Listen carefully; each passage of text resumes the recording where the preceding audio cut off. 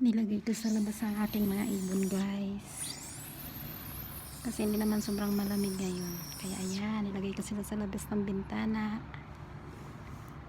Hi Tweety, Tweety, Tweety.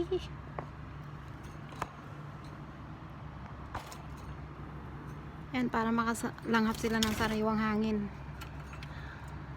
Maaraw ngayon, guys, ang sarap sa pakiramdam. Parang ang sarap maglakad-lakad sa labas kasi hindi sobrang lamig. Yan, pagka tinanaw-tanaw ko lang ang labas, dito lang talaga ako sa bintana na to. Ito lang ang pwesto ko, no? Pagsapit ng hapon, nakakalungkot. Sa ngayon, ano pa lang, alas 2, ano pa lang, pasado alas 2